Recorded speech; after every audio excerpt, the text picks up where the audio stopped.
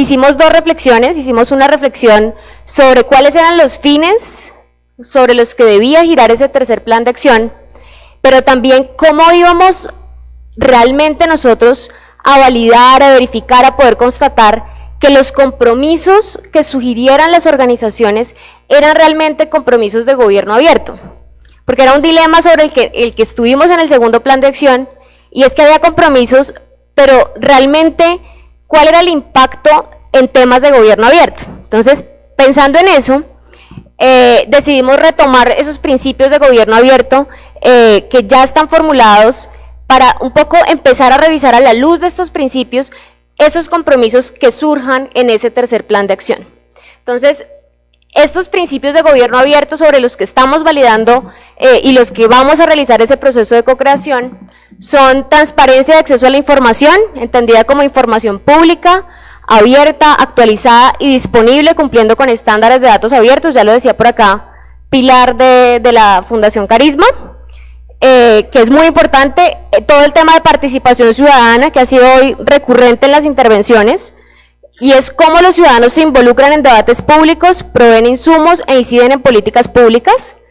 El tema de rendición de cuentas, que es ese diálogo permanente con el ciudadano, y cómo se empiezan a utilizar transversalmente esa tecnología y la innovación para el acceso abierto y el aumento de la capacidad de los ciudadanos para utilizarla como impulsora y como fortalecedora en temas de gobierno abierto. Entonces, a la luz de estos principios de gobierno abierto, es que va a girar esa construcción de ese tercer plan. En el segundo plan nosotros hicimos una identificación de sectores muy importante, pero sentíamos que eso desviaba un poco la conversación de ese centro de gobierno abierto y estaba llevando la conversación hacia un poco la queja del ciudadano por la matrícula, por la fila, que es muy importante, pero que un poco nos deja de lado esa profundidad en temas de gobierno abierto. Entonces quisimos empezar a orientarlo alrededor de los principios y establecimos también unos fines teniendo en cuenta la coyuntura del país. Sebas, ¿podemos continuar? Listo. Entonces, Sandra nos puede explicar los fines de ese tercer plan de acción. A todas las personas que están conectadas también, esperamos que desde sus territorios puedan empezar a conectarse con esta iniciativa de gobierno abierto. Bueno, entonces quería contarles.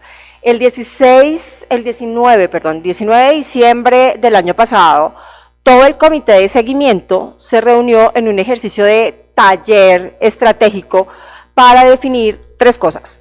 Básicamente, los fines, el objetivo y cuál iba a ser los pasos, cuáles iban a ser los pasos a través de los cuales íbamos a construir el plan de acción. Entonces, en ese ejercicio pudimos recoger estos fines. Estos son como la superestructura allá arriba a la que le tienen que pegar el tercer plan de acción. Y pensamos ante todo en la coyuntura que está viviendo el país. Entonces dijimos, bueno, este es un tercer plan de acción, debe pensar fuertemente en que tiene que profundizar la democracia, fortalecer y profundizar la democracia. Dijimos, bueno, ¿y qué es eso de profundizar la democracia? Entonces dijimos, bueno, pues Colombia es un país que tiene una democracia representativa, pero que también tiene una democracia participativa. Pero para todos es claro que lo que haga es potenciar el ejercicio participativo de los ciudadanos. Entonces dijimos, vamos a profundizar la democracia, es eso, haciendo que el plan de acción genere compromisos direccionados a fortalecer la participación activa y dinámica de los ciudadanos. Dijimos, vamos a aumentar la confianza de los ciudadanos en el Estado. Este fin, pues es un fin de AGA en sí mismo. La Alianza para el Gobierno Abierto lo que dice es, si nosotros trabajamos colaborativamente y con un enfoque de gobierno abierto, lo que vamos a hacer es aumentar la confianza de los ciudadanos en el Estado. Y este es un tema que, digamos, es necesario en la coyuntura en que estamos en el país. Generar desarrollo económico incluyente. Decíamos, bueno, si nosotros logramos aquí, AGA también le pega directamente a todo el tema de lucha contra la corrupción. Y estando en un momento de posacuerdo, lo que decíamos es, bueno, si nosotros a través del plan de acción logramos que hayan compromisos que luchen directamente con la corrupción, contra la corrupción y que adicionalmente lleguen a los territorios en conflicto, lo que vamos a generar es que haya un desarrollo económico, que los recursos del Estado sean repartidos de manera mucho más incluyente en estos municipios de posconflicto y de manera general en el país. Dijimos, bueno, también el plan de acción debe pegarle a la construcción de paz territorial sostenible y convivencia pacífica. ¿Por qué? Pues precisamente porque estamos en una etapa de posacuerdo y en los compromisos, ustedes saben que los temas de gobierno abierto son transversales a cualquier tema de política pública. O sea, aquí podemos hablar de medio ambiente, como podemos hablar de hacienda pública, como podemos hablar de víctimas. Entonces, construcción de paz es y emerge como un tema sustancial que puede ser perfectamente apalancado por todos los temas de gobierno abierto. Garantizar los derechos de los ciudadanos, pues es otro de los fines en sí mismo de AGA y que le pega perfectamente a los temas de construcción de paz territorial y luchar contra la corrupción. Entonces, pues AGA ha sido visto, la administración, digamos, el gobierno colombiano ve a la Alianza para el Gobierno Abierto y ve los temas de gobierno abierto en una perspectiva de mecanismo de prevención contra la corrupción. Entonces, era claro que tendríamos que tener el tema de lucha contra la corrupción dentro de los grandes fines del plan de acción. Entonces, estos fines, yo muchas veces los he mirado, los he revisado y yo digo, bueno, ¿y qué tal si hacemos recogemos cosas porque de pronto son muchos fines y qué tal si todos caben en uno solo, ¿sí? Entonces, pero esa es la visión que quisiéramos tener de otros aportes por fuera, pero estos son los fines que hoy tenemos planteados. Sebastián, después. Bueno, y esta es como la línea de tiempo que tenemos. Nosotros empezamos este ejercicio, como les dije, desde el año pasado, pero ¿qué hemos hecho? Hicimos todo el mes de febrero, estuvimos socializando. Y cuando digo socializando es teniendo reuniones con la academia, nos reunimos con 6 universidades diferentes en Bogotá, teniendo reuniones con gremios, teniendo reuniones con empresas privadas. En el mes de marzo y abril, la idea es poder poner en juego los ejercicios de consulta y de diálogo para la construcción de los compromisos. Y estos ejercicios de consulta y de diálogo no son ejercicios solamente técnicos, son ejercicios participativos donde nos vamos a encontrar el gobierno, la sociedad civil, en un ejercicio de construir compromisos, de mirar, o sea, hay unas metodologías inmersas, pero la idea es poder llegar a acuerdos para la construcción de compromisos. En mayo vamos a tener una consolidación de compromisos y esto es darle la fortaleza técnica al compromiso, es poder saber que ese compromiso se ejecuta porque es legalmente viable, ese compromiso se ejecuta porque pertenece, digamos, porque tiene el presupuesto asociado para llevarlo a cabo, porque las metas se pueden cumplir al cabo de 2 años y demás. Es darle todo el contenido técnico. En junio vamos a hacer una consulta ciudadana para la priorización de los compromisos. En realidad esta consulta empezaría un poquito antes, en el mes de mayo, y lo que decimos es, podemos tener 15 compromisos como podemos tener 30 compromisos o 5 compromisos. Pero la idea es que los ciudadanos sean los que nos ayuden a priorizar esos compromisos, de decir qué es más importante para un ciudadano, qué es más transformador en la vida de un ciudadano. Dentro de ese paquete de compromisos que vamos a tener.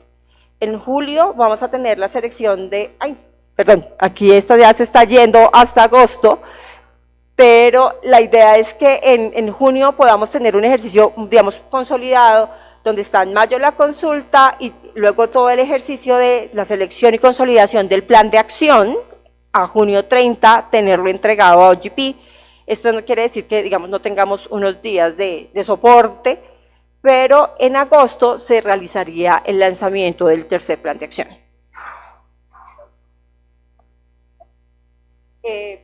Sebastián, ¿puedes darle? Ok, entonces ya. Ese es como el plan que tenemos para la construcción de los compromisos. Creo que aquí lo único que nos queda pendiente por decir es que los compromisos, nuevamente recalcar, es que los compromisos se van a construir de manera conjunta entre ciudadanos y entidades. y para que las entidades, digamos, para poder guiarnos por las entidades, lo que nosotros estamos haciendo es un ejercicio de mirar qué entidades le pegan a los fines, que ya hablamos, invitarlas a ser parte del proceso, contarles cuál es toda la metodología para la construcción de los compromisos y a qué se atiene, digámoslo así, una entidad que haga parte del tercer plan de acción de la Alianza para el Gobierno Abierto, y a partir de ese ejercicio, los que estén, las entidades que digan sí, me apunto, empiezan este ejercicio de construcción colectiva de compromisos con sus organizaciones sociales, con las que trabajan y con sus grupos, como digo yo, con los que se relacionan permanentemente, ¿sí? Entonces, eso es. Gracias, Sandra, gracias, Laura, por este contexto de construcción del tercer plan de acción. Bueno, tenemos muchos retos como país en materia de gobierno abierto, por eso vamos a dar paso a 5 temas interesantes y efectivamente tienen la relación directa con lo que acaban de exponer Sandra y Laura, y invito inicialmente a Esteban Peláez, coordinador de proyectos en la Fundación Corona, que nos hablará acerca de cómo fortalecer y profundizar la democracia a través de iniciativas de gobierno abierto. Esteban.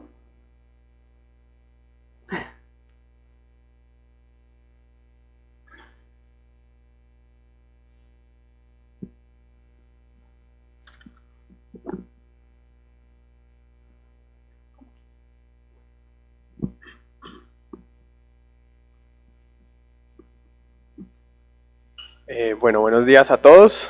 Ya un poco tuvimos un pequeño abrebocas al principio sobre lo que hacemos en Fundación Corona para aportar a estos temas de gobierno abierto. Como les mencionaba, nosotros somos una organización de la sociedad civil que trabaja mucho desde la base, no con comunidades de base directamente, porque somos de segundo piso, pero sí fortalecemos iniciativas que hacen veeduría ciudadana, generan información, ahorita les voy a contar un poco de ellas, y en últimas, la presentación está diseñada para hacer una especie de storytelling, para presentarles los aprendizajes que hemos tenido en estos temas de datos abiertos, y de una línea nuestra que se llama Civic Tech, de tecnologías para la ciudadanía, y cómo nos vemos hacia el futuro en parte de este ecosistema. Entonces nosotros, pues a nivel macro, buscamos fortalecer las capacidades de los ciudadanos para que actúen de manera constructiva y responsable, aportando una sociedad más informada, empoderada e incluyente. Digamos, para nosotros es el prerequisito para esa pregunta que nos plantearon de cómo construir democracia con un gobierno abierto. Un gobierno abierto puede ser muy abierto, puede tener muchas herramientas, muchos datos y muchas políticas, pero si la ciudadanía no tiene las competencias, no tiene también el interés, no tiene el incentivo para involucrarse con el gobierno, que pasa por un tema también de confianza y corresponsabilidad, pues no va a funcionar. Buscamos ciudadanos entonces más activos que se involucren en los procesos de discusión de política pública, que se genere una cultura de rendición de cuentas entre el gobierno y la ciudadanía, que la rendición de cuentas no solamente sea un tema legal obligatorio de instituciones, sino que sea un proceso de compartir ideas entre ciudadanos, sociedad civil y gobierno, y dentro de el fortalecimiento de capacidades, herramientas y metodologías para aportar a mejorar entornos urbanos. Pues empiezo por nuestra iniciativa Datos Abiertos. Ciudatos la empezamos en 2015 en alianza con Avina Américas y unos desarrolladores cívicos en América Latina. Nosotros tenemos una iniciativa que se llama Las Ciudades Cómo Vamos, que inicialmente la información el espíritu, digamos, de tener esta plataforma de datos abiertos nosotros como sociedad civil, está dada porque tenemos mucha información también. Por un lado, ahorita les voy a explicar qué tipo de información tenemos. Una de ellas es pública, pero información que utilizamos para fomentar veedurías ciudadanas, para que los gobiernos municipales y los ciudadanos, digamos, tengan más herramientas para tomar decisiones de forma con evidencia. Entonces, esta es Ciudatos, este es el portal, digamos, principal, aunque podemos ir pasando para no... La siguiente diapositiva, porfa. Sí. Entonces, digamos un poco la lógica de datos abiertos. Este es un repositorio de información de información abierta de nuestros programas. Nosotros empezamos con un SICAN, ahora tenemos, digamos a nivel técnico, un Amazon S3, que es un poquito más dirigido a la usabilidad de la información. Podemos también seguir a la otra. Visualizamos datos, los datos que están en el repositorio de información, también hay muchas opciones de visualización y pues estamos en constante mejora porque creemos que los datos, como también lo decían mucho en este espacio, los datos como tal no aportan conocimiento por sí solos, los datos tienen que ser transformados y tienen que ser analizados y visualizados de una forma específica para que el ciudadano esté incentivado o que entienda la información que se le está presentando. Entonces nosotros, lo que le das para que salga el mapita, empezamos esta plataforma de datos abiertos con el programa Ciudades Cómo Vamos. Ahora estamos en 16 ciudades, 34 municipios. Tenemos, digamos, una representatividad territorial bastante importante y la información que tenemos por estos programas desde 1998 es, por un lado, información pública de gobiernos municipales y gobierno nacional, que ellos recopilan, organizan y, digamos, se hace todo un trabajo de estandarización para que pueda estar disponible en formato abierto. Información de encuestas de percepción ciudadana en entornos urbanos, que ahí somos fuente primaria. Información de índices e informes especiales como el índice de progreso social en sus versiones y, digamos, otro tipo de, también la línea de base y objetivos de desarrollo sostenible en entornos urbanos que lanzamos hace un mes. Toda esta información está en Ciudatos y digamos que es como una ampliación de nuestro ejercicio de contribuir a la apertura de la información desde la sociedad civil, porque consideramos que no solo el gobierno, por un lado, no solo el gobierno es el que tiene información y por otro lado no solo es el gobierno que también tiene la responsabilidad de generar este tipo de awareness, decimos nosotros, frente al papel de corresponsabilidad con los asuntos públicos y con las decisiones informadas. Nosotros, porque estamos solamente en entornos urbanos, consideramos que focalizar los entornos urbanos es muy importante, sobre todo en esta época de desarrollo sostenible. La mayor parte de la población, del transporte público, también de la contaminación y de todos los problemas de política pública se concentran en entornos urbanos y la situación, digamos, va a ser un poco más complicada hacia el 2050. Estos datos reflejan también la importancia de tener una ciudadanía muy empoderada con, digamos, con lo público y con mejorar condiciones de calidad de vida que sabemos muchas veces a las administraciones municipales y al Estado se les salen de su control. O sea, una de las lógicas nuestras es comunicarle a la ciudadanía, a la sociedad civil, que tienen un papel también importante en que aportar a su calidad de vida. No todo depende de una política pública, de un actor público o de de un uso eficiente de recursos públicos, sino de una corresponsabilidad con estos asuntos. Bueno, este es como el tema de las ciudades. Eso es lo que les decía ahora. A nosotros nos gusta mucho esta grafiquita, que la utilizamos mucho en expediciones de datos con Codeando México. La lógica de datos abiertos a nivel básico es un tema de transparencia, de innovación en la forma de presentar la información, pero el mayor reto es generar conocimiento a través de esa información. Entonces esta gráfica es muy chévere porque tú tienes unos datasets, probablemente en tu institución, en el sector público, que solamente puedes procesar, solamente entiendes tú en tu sector especializado con un procesador de datos. Entonces, el primer paso es convertir eso en información estandarizada y utilizable. Muchas plataformas de datos abiertos se quedan ahí, en producir información con formatos de datos abiertos que pueden utilizar en APIs y en Python y en programas de estos, pero cuando vamos al ciudadano, ellos no van a entender nada una vez se bajen el dataset, que generalmente están en estos repositorios. Entonces, el reto más grande, porque el reto de arriba es un reto técnico, interno, el reto más grande es nuestro aprendizaje, ha estado en la presentación de esa información para generar conocimiento. Y de tal manera que también estas plataformas de datos abiertos, digamos, la gente no va a ir a consultar una plataforma de datos abiertos de cosas que no le afectan directamente su calidad de vida o sus ingresos en ese momento, coyuntural. No hay un esquema de incentivos directo de una plataforma de datos abiertos como tal, si no se convierte, digamos, el tema de presentar la información en algo realmente sexy y relevante para un ciudadano de a pie que tiene, digamos, unos intereses de, digamos, sobrevivir su vida diaria. Inclusive hasta a nivel de academia y sociedad civil organizada hemos encontrado retos frente a este tema. O sea, no es solamente el ciudadano, realmente es retos frente a todo tipo de actores para que utilicen estas plataformas. Y eso es lo que queremos de Ciudatos hacia el futuro. Entonces, en este sentido, ya podemos pasar a la siguiente. Queremos que esta plataforma sea una plataforma de datos abiertos cuyo diseño se enfoque en la usabilidad de la información para fines específicos. En últimas, es fortalecimiento de ciudadanía y que sirva para la toma de decisiones a nivel local, que sirva para los ciudadanos al tomar decisiones y no solamente tengamos nosotros una plataforma muy chévere con una cantidad de información, pero que no podamos nosotros, y pues pueden estas plataformas tener bastante tráfico, pero que en última no podamos demostrar que se han hecho impactos específicos o que se han generado cambios con esa información. En ese sentido, no es solo generar acceso a información abierta, que es el proceso técnico. Fortalecer el naciente ecosistema de Civic Tech en Colombia. También hemos identificado que el empoderar a la ciudadanía con estas herramientas requiere también de voceros a nivel local.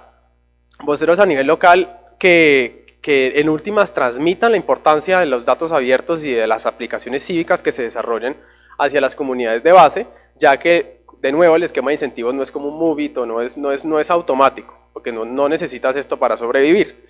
Entonces, hemos detectado que en Colombia existe un ecosistema, pero está desarticulado, está muy desarticulado, hay mucha gente haciendo cosas, entre ellas, digamos, está la Alianza del Gobierno Abierto como tema central, pero nosotros consideramos que todavía no hay un ecosistema articulado y que se hable entre sí. En este sentido, queremos aportar a la consolidación de esta cultura de decisiones informadas y de apropiación de herramientas tecnológicas. Y teniendo en cuenta las limitaciones de los datos abiertos y el tema de acceso a información, nosotros creemos en las aplicaciones cívicas temáticas que de alguna manera cierren la brecha entre el gobierno, el tomador de decisión, y comunidades específicas con una lógica específica de mejorar servicios o mejorar temas puntuales en los que la ciudadanía sí puede, digamos, darle inputs valiosos al tomador de decisión y donde sí se pueden medir, digamos, impactos específicos a través de la tecnología. Queremos replicar algunas buenas prácticas, están Caminos de la Villa en Argentina, Por mi barrio en Uruguay, hay muchas buenas prácticas de esto, en donde no solamente es hablar de apertura de información, sino que cómo, digamos, llevamos a través de estas innovaciones cívicas a realmente aplicaciones que el gobierno, en donde el gobierno y el ciudadano o los colectivos se hablen y generen impactos conjuntos, digamos, no a nivel país, pero a nivel en comunidades específicas.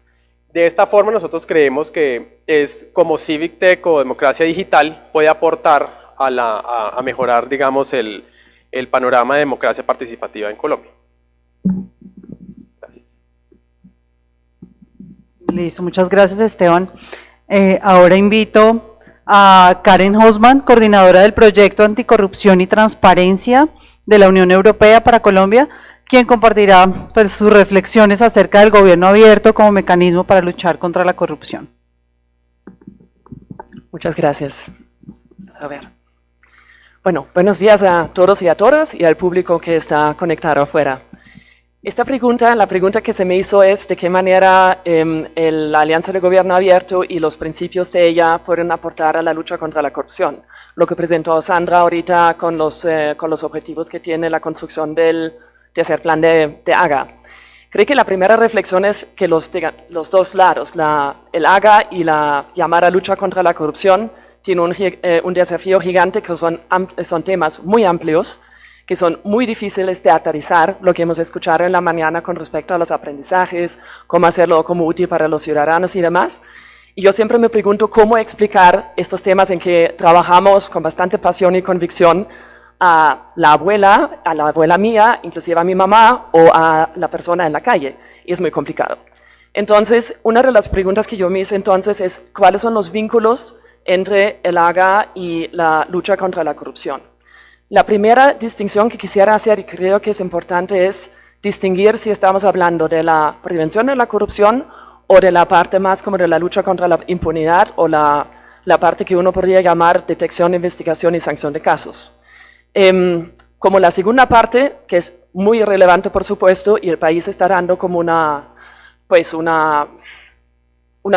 unas iniciativas muy importantes en esta materia, Pero creo que esta parte es más importante abordarla desde los principios del AGA que la prevención de la corrupción. Entonces, en estas reflexiones que les voy a compartir, yo me voy a concentrar por lo menos en la prevención, no obstante que la parte de la lucha contra la corrupción también puede tener la lucha contra la corrupción en sentido de sanciones y detección de casos, puede beneficiarse de transparencia, acceso a la información y seguimiento seguramente y sin duda. En la parte de la prevención de la corrupción, entonces, ¿cuáles son los principios ahí? Yo creo que nos encontramos con la mayoría de los principios del AGA, están ampliamente recogidos en todos los instrumentos, tantos normativos, de los convenios internacionales, de los abordajes conceptuales de cómo hay que abordar la corrupción de manera integral. ¿Y a través de qué? A través de un conjunto de medidas que incluyen transparencia, acceso a la información, participación ciudadana, rendición de cuentas y medidas como más orientadas a la administración, entre comillas, pura y dura del Estado, donde están temas de control interno, el fortalecimiento de la gestión de recursos humanos y una cantidad de otras cosas.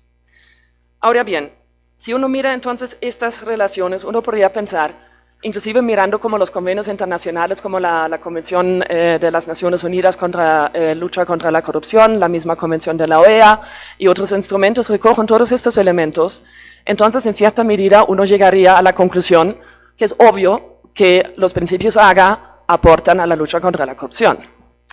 Pero yo creo que hay unos peros, y hay unos peros que no creo que sean como menores. En primer lugar, a mí me parece que, por lo menos desde el punto de vista de la prevención de la corrupción, siempre se habla de la integralidad de estas medidas. Entonces ahí yo creo que hay una primera reflexión, o una primera pregunta, de qué manera las medidas y los compromisos del AGA se reflejen de manera integral para generar resultados. Y lo que uno ve un poquito en algunos de los principios o de los compromisos es que hay mayor enfoque al acceso a la información en algunas áreas, que hay mayor enfoque sobre participación en algunas áreas temáticas y que hay algún compromiso mayor con respecto a rendición de cuentas, fundamentalmente como en otras áreas temáticas. Creo que tal vez el denominador común son los temas de tecnología, digamos que se usa como para todo lo anterior. Yo pensaba darles un ejemplo concreto con respecto a lo anterior, y lo mencionaba Ornella del Ministerio de Salud antes. Creo que un ejemplo interesante que se refleja en el segundo plan del AGA actual es la política farmacéutica del país. La política farmacéutica tiene, desde su nacimiento, tiene una línea transversal de transparencia, acceso a la información independiente fundamentalmente, y de unos componentes que uno podría clasificar en el área de integridad. Digamos, la gestión de conflictos de interés y un claro enfoque de querer afectar la manera como se relacionan los actores del sector a través de distintos mecanismos. Eso no necesariamente es lo que uno entiende como tal, como participación. No es la audiencia pública necesariamente, no es necesariamente la veeduría ciudadana, pero sí son mecanismos de participación de los actores en la toma de decisiones. Entonces, la política farmacéutica tiene esta transversalidad y ha definido claramente áreas que están orientadas a generar como el acceso a los medicamentos y muchas otras cosas. Y pues en el país existían muchas distorsiones en el mercado, muchas irregularidades, pues todos sabemos de la corrupción en el sector. Entonces, la manera como la política aborda los problemas refleja de alguna manera integralmente los principios de transparencia, de la gestión de los conflictos de intereses, del uso de nuevas tecnologías, la rendición de cuentas para mejorar el desempeño de la política y para a la vez abordar los problemas de las irregularidades y los problemas de comportamientos delictivos y de corrupción. Ejemplo. Entonces, en términos de, por ejemplo, los precios de medicamentos, ahí el Ministerio desarrolló varias herramientas para bajar los precios de medicamentos de manera transparente, con participación de los actores, no necesariamente con los ciudadanos. Y yo creo que eso es el tema que decía Ornella. pero sí con los actores relevantes que están en el sector. Bajaron o regularon los precios de medicamentos, desarrollaron el termómetro de precios de medicamentos que creo que también está en el compromiso AGA, con lo cual los ciudadanos y los profesionales de salud tienen un acceso a la gama de precios que existen en el mercado sobre los medicamentos. Desarrollaron otra plataforma que mencionó Ornella, que se llama Medicamentos a un clic, donde tienes esta información independiente sobre el uso y contraindicaciones y precios de los medicamentos para profesionales de la salud, es decir, los médicos que prescriben, y también para los ciudadanos para hacer como un seguimiento de qué manera prescriben los médicos. Y otro ejemplo era que cuando el ministerio estaba regulando es una cosa bastante técnica, pero que se llama los biotecnológicos, que es como la nueva generación de los genéricos, la nueva generación de medicamentos biotecnológicos, pero los genéricos, que tienen como los menores precios en el mercado para garantizar la sostenibilidad financiera del sistema, y lo regularon de manera muy transparente, que permitió que tanto las entidades del sector público como de la industria farmacéutica, como las asociaciones de pacientes, tenían que revelar quién estaba opinando qué. Y de esta manera se pudieron dar a conocer ciertos conflictos de intereses, ciertas incidencias o influencias de la industria sobre las asociaciones de pacientes y demás. De esta manera se permite generar unos instrumentos que permiten que la relación y el actuar entre los actores efectivamente no solamente genera mejores resultados, sino cambia los incentivos y la manera como actúa cada cual. ¿Por qué digo eso? Porque yo creo que a veces cuando yo escucho los grandes esfuerzos que se están haciendo en este marco de la Alianza para el Gobierno Abierto, es muy difícil tener esta visión integral, que al final la cuenta es lo que se busca con el gobierno abierto, es afectar la manera como se comportan los agentes del sector, y pues por otro lado también la confianza y la construcción de legitimidad del Estado, pero cuando uno tiene la capacidad de mirar un poco más integral las políticas, creo que la posibilidad de generar beneficios para el país y para los actores relevantes es bastante interesante. Entonces, ahí hay otra pregunta.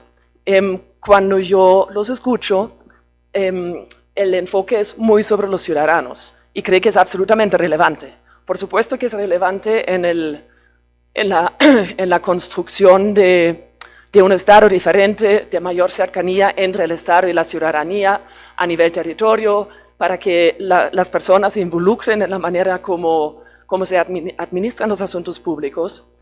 Pero, como muchas veces también parece que hay todavía como bastante dificultad de involucrar a los ciudadanos mismos.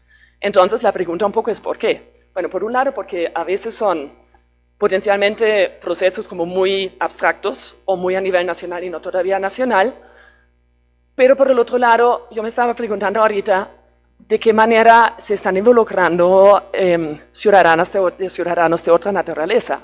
Por ejemplo, gremios profesionales, asociaciones profesionales, el mismo sector privado, y más como asociaciones de gente que tienen un interés de por sí de participar en cómo se definen las actuaciones del Estado y que también que tienen un interés en poder supervisar de qué manera se gestionan y se generan como resultados en las áreas que son relevantes para ellos. Y no lo tengo tan claro, para ser sincera, entonces no lo sé, es más una pregunta, una reflexión y una pregunta hacia los que están trabajando estos temas. Y yo creo que tú mencionaste lo de las iniciativas multiactor, yo creo que eso es una cosa fundamental y potencialmente lo que yo conozco por lo menos del segundo plan de acción es tal vez un área que no se ha buscado donde hay como espacio para mejora, como uno diría como diplomáticamente. Mirando un poquito, entonces, ¿cuáles pueden ser como sectores o áreas temáticas donde existe desde la construcción de las políticas un compromiso con la transversalización integral de transparencia, rendición de cuenta, participación, etcétera, orientado a la generación de resultados diferentes para la ciudadanía y los actores profesionales. Y creo que no siempre es así. Puede ser muy ambicioso, puede ser que el plan, el tercer plan, esté buscando no tanto la transformación, sino más bien la visibilización de actividades del Estado y de las entidades públicas. Y eso pues también es válido, absolutamente válido, pero creo que la finalidad es diferente. Entonces, en cierta medida, cuando yo miro un poco los objetivos del plan, que me parecen que son, a nivel macro, por supuesto, están muy bien planteados, pero, digamos, con todo respeto, me parecen muy ambiciosos. Me parecen muy ambiciosos en la medida que, hasta el momento, la mayoría de las AGAs en el mundo creo que se han enfocado más en visibilizar ciertas medidas que pueden ser un poco, a veces, hasta puntuales y que tienen su lógica de ser, pero que no necesariamente son transformativos de la manera como se gestionan los asuntos públicos, con lo cual yo tendría una pequeña duda si todo esto realmente se puede materializar. Y como por último, con miras a un tema que creo que es fundamental para el país, es la construcción de paz en territorio, la implementación de los acuerdos de paz, que también pues ustedes mencionaron, pues ahí hay un ámbito muy grande y muy importante para el país en este momento. Entonces ahí también, y eso juntándolo con la pregunta de qué manera se puede luchar contra la corrupción, entonces yo les haría potencialmente una invitación a considerar o reconsiderar de enfocar el plan de acción sobre ciertos sectores, digamos, obviamente fundado en los 4 principios, pero pensando un poco en algunos sectores que son absolutamente prioritarios o donde muchos podrían coincidir en que sean prioritarios. No sé, podría ser la atención de víctimas, podría ser el tema de tierras y cosas por el estilo, y ahí concentrar los esfuerzos con los objetivos que tienen ahí y potencialmente desde una perspectiva de realmente trabajar integralmente sobre los cuatro principios para buscar una manera de afectar para transformar las actuaciones de los distintos actores. Igual va a ser ambicioso, pero yo creo que un poco mi temor sería si se dispersan mucho las actividades, van a generar cosas interesantes, importantes para algunas áreas institucionales o algunas medidas puntuales importantes, van a generar potencialmente información que sirve a un grupo de ciudadanos, pero tal vez se estaría perdiendo una gran oportunidad para tratar de ayudar a generar como una fuerza sobre temas que son de carácter más transformativo.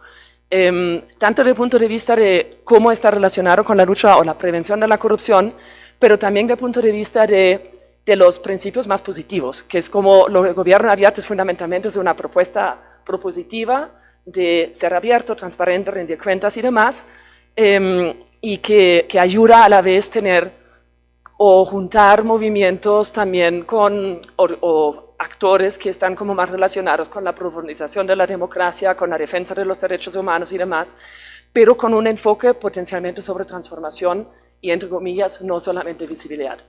Entonces, eso quería compartir con ustedes. Les agradezco la atención de este proyecto Actúe. Estamos pues trabajando mucho con la Secretaría de Transparencia, con algunas organizaciones y conglomerados de la sociedad civil en estas áreas. Estamos pues trabajando también con el sector salud, por eso precisamente en estas áreas, por eso conozco el área como muy de cerca, y estamos también ayudando ahorita a generar como experiencias en el área de gobierno abierto en 3 territorios a través de fortalecimiento de gobernaciones y alcaldías, con lo cual desde nuestra parte también vamos a hacer lo posible para poder enganchar las actividades con lo que salga del proyecto o del tercer plan de acción haga, y dentro de lo posible contribuir en la formulación con algunas sugerencias. Muchas gracias. Muchas gracias a ti, Karen. Ahora invito a Patricia Álvarez García, vicepresidente de Gobierno Institucional, Banca de Empresas y Gobierno de Bancolombia, que nos hablará sobre servicios financieros para generar desarrollo económico incluyente como herramienta de gobierno abierto. Muchas gracias.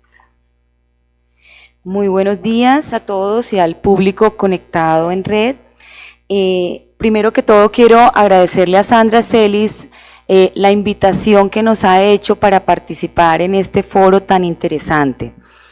Y ahorita Karen hablaba y Sandra también en su intervención que ustedes preguntaban ¿dónde está el sector privado? Y Karen comentaba ¿cómo se va a incorporar el sector privado? Pues aquí estamos, sector privado presente. Y para comenzar quiero decirles que en Bancolombia pensamos que todos somos parte de lo bueno que ha pasado. Pero más importante aún, el futuro. Y es todos somos parte de lo bueno que vendrá. Y es por ello que hoy me siento muy complacida de estar aquí compartiéndoles cómo desde los servicios financieros podemos tener una herramienta para apoyar el gobierno abierto y así contribuir a generar desarrollo económico incluyente. Es por ello que pienso que todos, definitivamente todos los que hacemos parte del sector privado y también los ciudadanos, tenemos que aceptar esta invitación que nos hacen de ser participantes activos en esta construcción conjunta para enfrentar este reto de gobierno abierto y trabajar sector privado y sector público. Para entrar en materia, mi presentación consta de 3 diapositivas.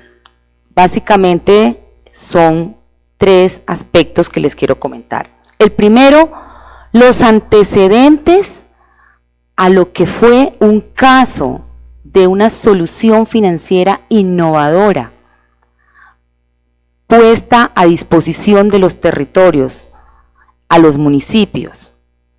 ¿Cuáles fueron los antecedentes que tuvimos para construir este caso que se llama el portal de gobierno en línea Bancolombia?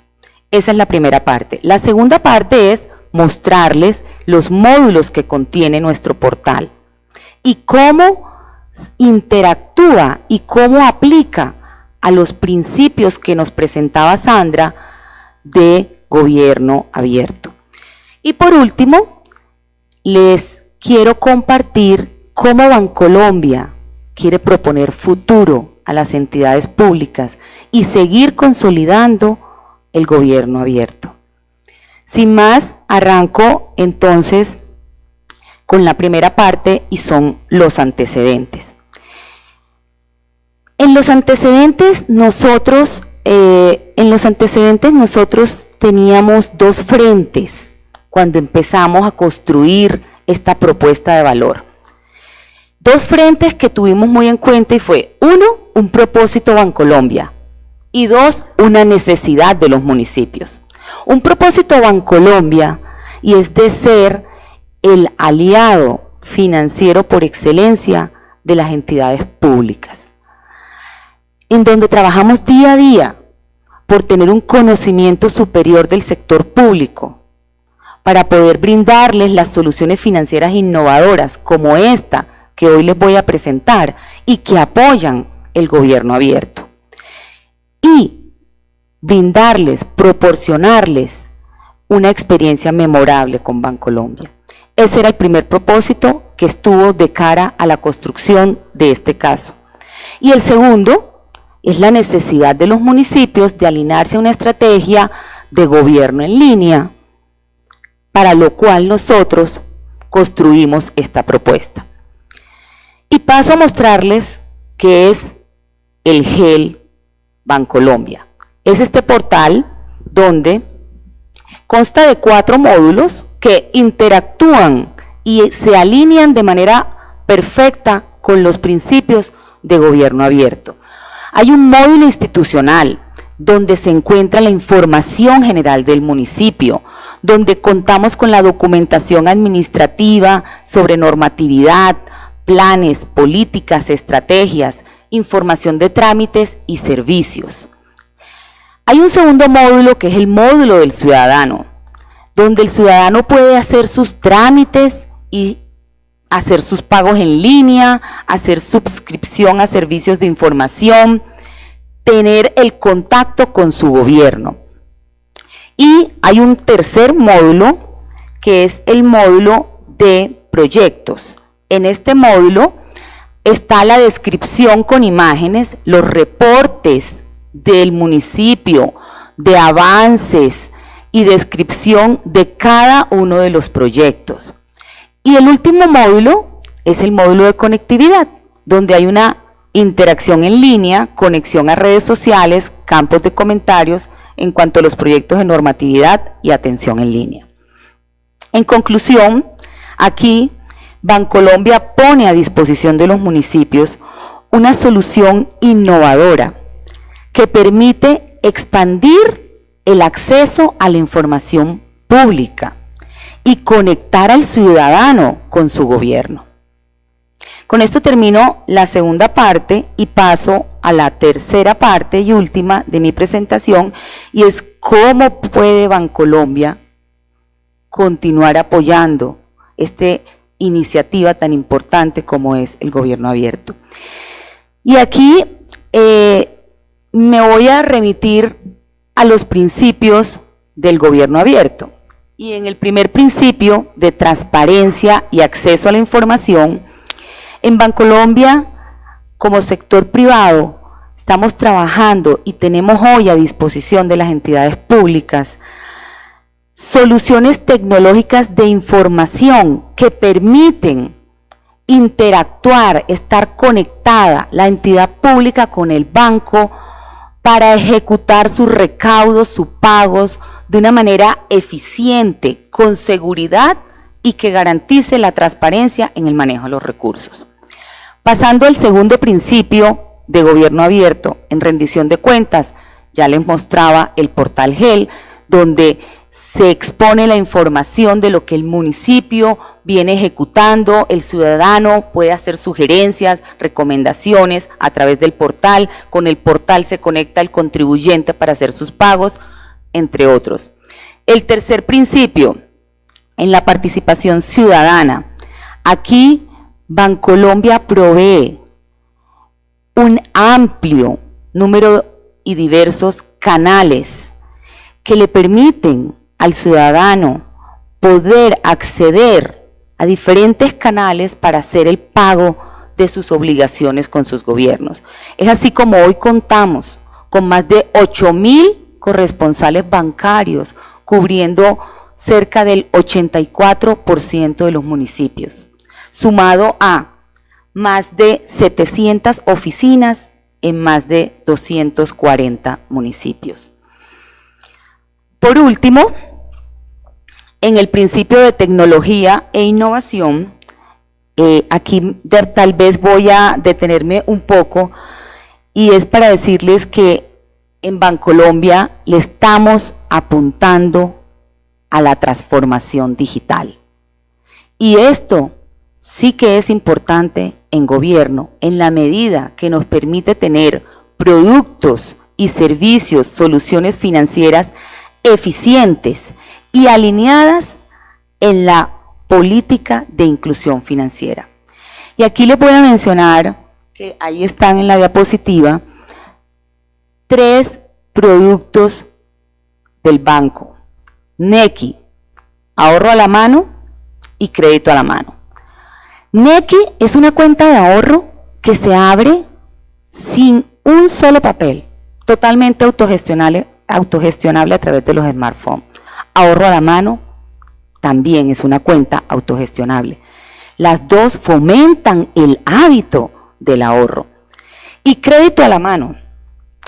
Crédito a la mano es considerada la primera solución financiera del mercado 100% digital.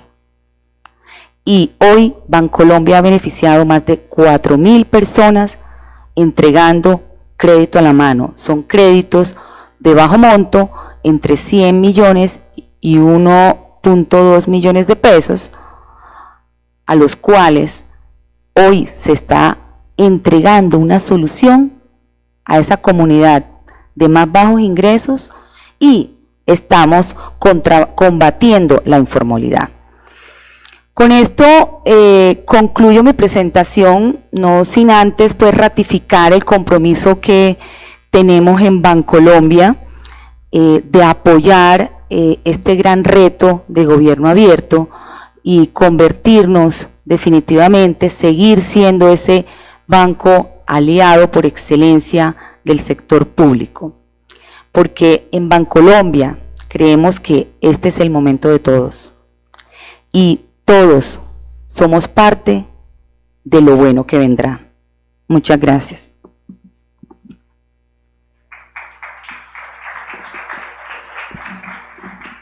Patricia, muchas gracias.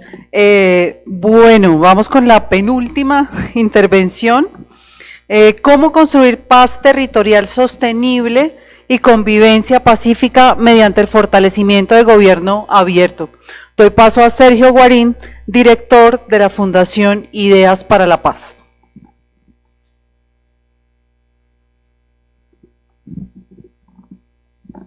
¿Me puedo hacer acá si se ve allá en la cámara? Es que tenemos todo el auditorio apiñado a este lado. Bueno, lo primero que quiero decirles, además de agradecerles la paciencia y su escucha, es que yo no soy el director de la Fundación Ideas para la Paz. Imagínense, mi jefe me va a echar después de esa presentación. Yo dirijo el área de posconflicto de la Fundación desde hace algunos años y tengo pues el enorme gusto de estar con ustedes acá compartiendo algunas ideas sobre paz, posconflicto y lo que puede significar el aporte de esta alianza para el gobierno abierto en el marco de esta gran propósito nacional que es construir una sociedad en paz y que sea una paz que nos dure para muchos, muchos años, que creo que es el desafío moral que tenemos ahora, todos nosotros. Y quiero arrancar con una historia, porque es una historia de marzo y justo de un día, como hoy así muy lluvioso, hace más o menos unos 10 años. Y es una historia que vincula a una mujer que allá el señor delegado de la veeduría para la participación y yo conocimos juntos. Ella se llama Guillermina Hernández. Guillermina Hernández es una líder que vive en Barranca Bermeja y hoy, hace 10 años, por estos días, hace 10 años, recibió en su casa un sufragio, una amenaza de muerte. Era de un comando de los paramilitares que estaban asentados en las comunas nororientales de Barranca, en la que le decían a Guillermina que tenía que irse del barrio o de lo contrario la iban a asesinar. La razón era muy sencilla. 10 años antes de esta historia que ya tiene 10 años, es decir, 20 años a partir de que estamos nosotros sentados, Guillermina con un conjunto de amigas de su barrio allá en las comunas nororientales de Barranca habían tomado la decisión de hacer algo por la paz de la ciudad. Y después de haber hecho una lista muy larga de las cosas que se necesitaban en Barranca, tomaron, digamos, la iniciativa de juntar todas las semanas entre ellas, al principio eran 20 mujeres, de a 200 pesos cada una de ellas, 200 pesos, para que al cabo de un mes, ellas con esa plata que habían recogido, no hacían mercado por familia, sino se iban todas con la plata y se iban al mercado mayorista, a la plaza de mercado, para comprar para todas las familias. Y esa práctica, que duró más o menos unos 8 meses, luego se convirtió en la manera de ahorro de esas familias, de esas 20 familias, que luego fueron 40 familias, que luego fueron 100 familias, que luego fueron 200 familias, y fue la constitución de una asociación de desarrollo comunitario que se ganó el Premio Nacional de Paz en el año 2011, que se llama Merquemos Juntos, que ustedes pueden buscar, tienen su página web y tiene su historia, que es esta que estoy narrando. Y el cuento es que Guillermina y estas mujeres valientes que arrancaron recogiendo 200 pesos del mercado, del sobrante del mercado para cada una de sus familias, se volvieron en el sitio más importante de las comunas nororientales de Barranca para la gente, porque era el sitio que les hacía mercado a todas las familias, pero también que les prestaba para la educación de los hijos, pero también donde había talleres de formación, donde también la gente empezó a adquirir mayores capacidades y donde además empezó a fluir esta idea tan etérea que llamamos empoderamiento comunitario. Pues hace 10 años a Guillermina la amenazaron de muerte, porque En ese momento los paramilitares, entre otras cosas, manejaban en Barranca, y era una manera que tenían de hacer control territorial, no solo en Barranca, sino en muchos sitios, controlaban las tiendas de barrio. Y a través de las tiendas de barrio no solo se cobraba y se pagaba la extorsión, sino que se acumulaba una cantidad de dinero en las regiones. Y Merquemos Juntos era un gran problema para la economía de los paramilitares en Barranca, y por eso la amenazaron. Ella llamó al comandante de policía, que era muy amigo de ella, y el comandante le dice: Guillermina, tiene que irse de Barranca, porque la van a matar. Esa gente en verdad la quiere matar a usted, y usted no está protegida. Y ella llamó a las 12, la que la habían acompañado 10 años antes a tener ese sueño, y les contó. Y ellas, muy asustadas, le preguntaron qué quería hacer ella, y ella dice: pues yo voy a ir a hablar con el jefe paramilitar, a decirle que me mate, porque es que en realidad esta tarea que nosotros estamos haciendo juntos es la tarea que le da sentido a mi vida, y si yo no hago esto, no tiene sentido que yo siga viviendo.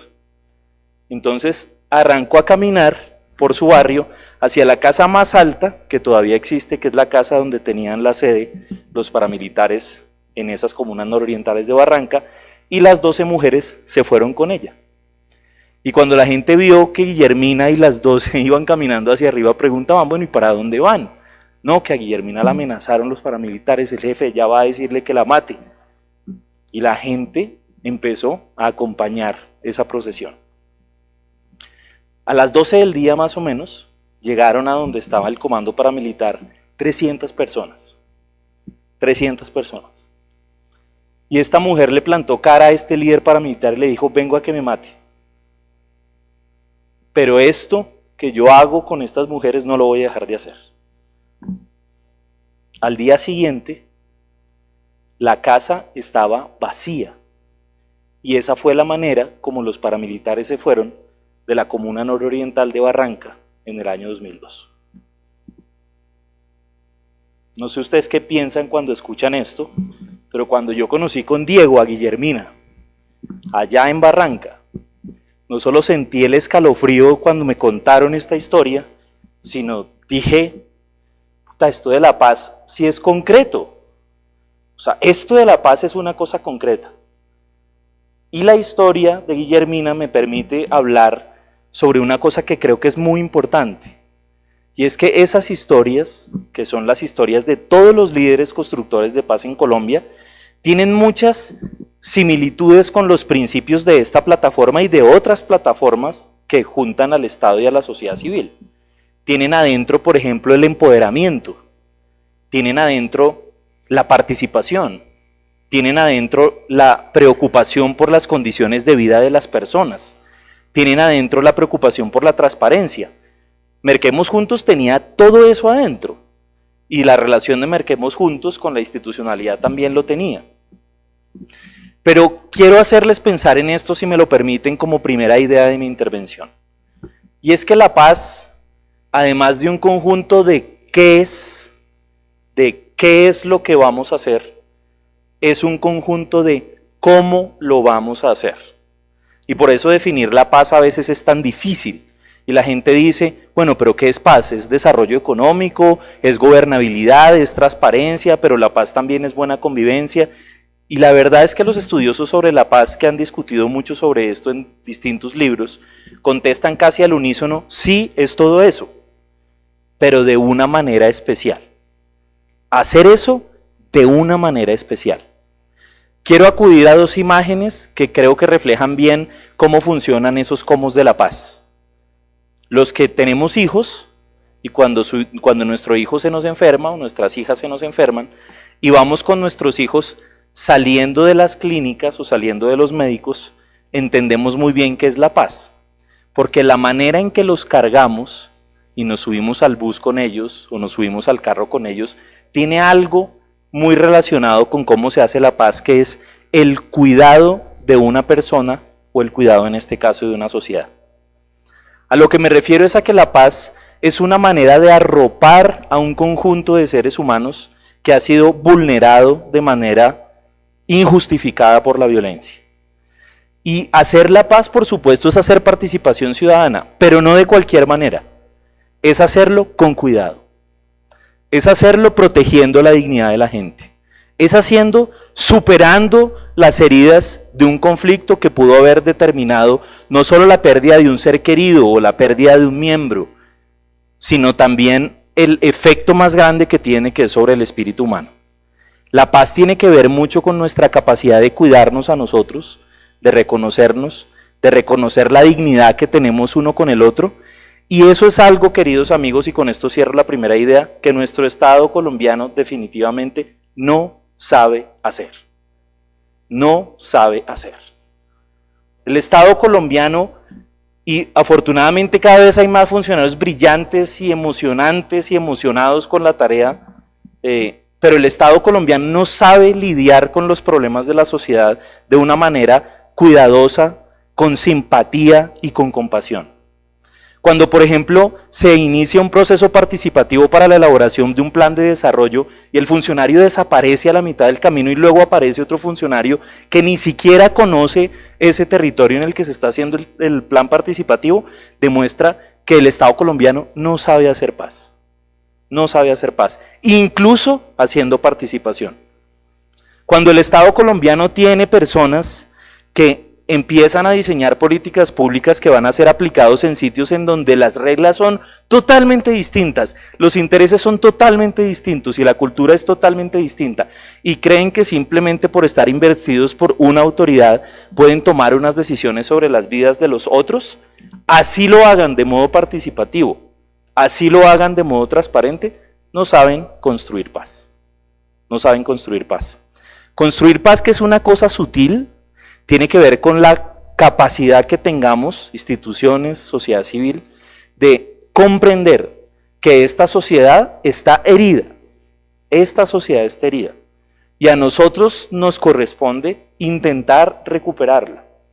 Y recuperar esa relación entre el Estado y la ciudadanía no va a ser fácil, pero tiene que ver con cómo nos acercamos los unos a los otros. Voy a meterme a la segunda idea, que tiene que ver con el concepto de paz territorial. Porque creo que hoy, pensando en una estrategia como la que ustedes van a pensar juntos, con los representantes de la FIP que los han venido acompañando, que gracias a esta invitación he podido entender qué tan bonito está haciendo la FIP aquí en este espacio, cuando uno va a diseñar eso y tiene el titular de la paz territorial, creo que tiene que entender bien qué significa eso de la paz territorial, o sea, qué significa eso del enfoque territorial.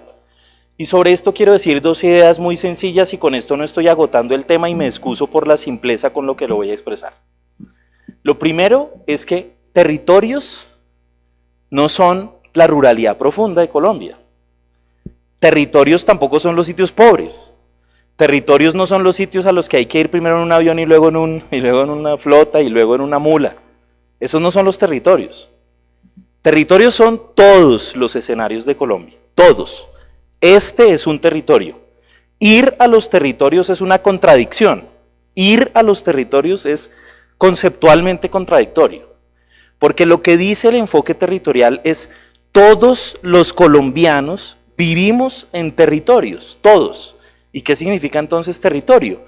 Significa esa entidad en la que nosotros coexistimos permanentemente, que no es solo una realidad política, sino que también es una realidad natural, es una realidad social, es una realidad cultural y es una identidad también incluso hasta artística. Es lo que nos permite a nosotros saber que somos de aquí hoy, somos de aquí y de ningún otro lugar. Es decir, nosotros, los habitantes de Bogotá, somos habitantes, de acuerdo a ese enfoque, del territorio que es Bogotá. Bogotá, que no es solo un conjunto de casas y edificios mal apiñados en muchas zonas, sino una entidad que tiene su propia identidad, sus propias necesidades y su propia vocación. De modo que decir que uno quiere hacer paz con enfoque territorial, lo que quiere decir es que uno reconoce que la vida en sociedad transcurre en territorios y que si uno quiere hacer desarrollo territorial o paz territorial, tiene que entender esas identidades y que las políticas públicas que uno tiene que hacer tienen que ir acorde con esas necesidades específicas de cada uno de los territorios y que por eso es que hay que hacer participación ciudadana. Es decir, la participación ciudadana en el marco de la paz territorial no es un instrumento, ¿sí?, sino es la única manera a través de la cual uno puede entender que la política pública que uno está haciendo se adecúa a una realidad que es la realidad territorial. Yo quiero invitarlos a que eliminen de su léxico que ustedes van a los territorios, ¿sí?, al menos si se paran desde este enfoque conceptual. ¿A dónde van? Bueno, pues a los pueblos pobres, o a la ruralidad profunda, o a los sitios sin internet, o a las veredas más alejadas. Pero decir que nosotros estamos parados en un territorio hoy en Bogotá, y que ese concepto de territorio es tan válido y vigente en Briceño, Antioquia, en Tarazá, en Caucasia, en Arauquita, es de lo que habla la paz territorial. Nosotros necesitamos de verdad entender esa identidad para producir políticas públicas que sean afines a eso. Y creo que eso, digamos, de manera conceptual es clave para poder pensar en este tema. Voy en el tercer punto de mi intervención a hacer algunas sugerencias de ideas que yo creo que están muy propias hoy en la discusión colombiana, que están relacionadas con el acuerdo de paz con las FARC ya firmado y la agenda de negociación con el ELN.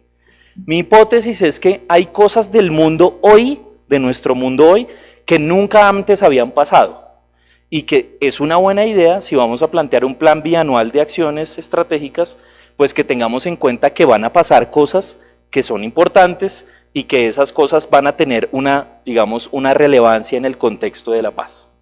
Y voy a señalar varias, digamos, de manera general y sin ningún orden en particular, solo con la idea de poder como aportar a esta conversación que, como ya dije, me parece una conversación muy interesante. El primero es la preocupación por los escenarios de la ruralidad más dispersa de Colombia. Digamos que Colombia lleva más o menos 25 años en su agenda de desarrollo, preocupado por la agenda de las grandes ciudades y de las ciudades intermedias, un poco menos, pero muy poco por la agenda del desarrollo de la ruralidad dispersa en Colombia. Y lo que nos plantean los acuerdos de paz es que nos preocupemos por la ruralidad dispersa en Colombia, por esos sitios que se catalogan de esa manera porque los municipios que tienen menos de 9.000 habitantes, digamos, y menos de 5.000 habitantes, caben en esa categoría. Preocuparse por esos sitios va a ser difícil para el Estado, por una razón política, y es que ahí no hay votos, pero por una razón práctica, y es que ahí es difícil llegar. Y esto lo conecto con la segunda idea, y es el acuerdo de paz es una gran llamada a la innovación social. Yo, cuando me invitaron a este evento y empecé a leer sobre el tema de gobierno abierto, que en realidad debo decir que soy un absoluto ignorante de este tema, entendí que uno de esos principios fundamentales es tecnología e innovación, pero que en esa tecnología e innovación el concepto de innovación no está limitado únicamente al uso de las tecnologías para la información y las comunicaciones. Y yo creo que ese énfasis en innovación y sobre todo en innovación social va a ser absolutamente radical en los escenarios de la ruralidad profunda. Porque hay que llevar un Estado, o hay que más bien construir un Estado en unos sitios donde no lo hay.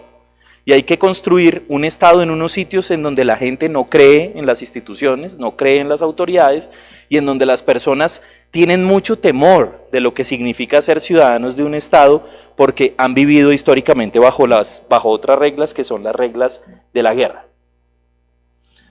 Menciono en tercer lugar, la vida de los desmovilizados y la vida de los líderes sociales hay que protegerla estos años. Ojalá podamos poner todos los ojos de los colombianos en la vida de esta gente. Ojalá podamos tener un sistema de monitoreo, alertas, que nos diga a todos los colombianos cuando a alguien lo están amenazando. Porque a esta gente que se va a desmovilizar y a los líderes sociales de los territorios, ellos son el activo principal para la construcción de una paz estable y duradera, y eso es un asunto que creo que hay que, digamos, que tener en mente. Vamos a tener una comisión de la verdad. Vamos a tener una comisión de la verdad.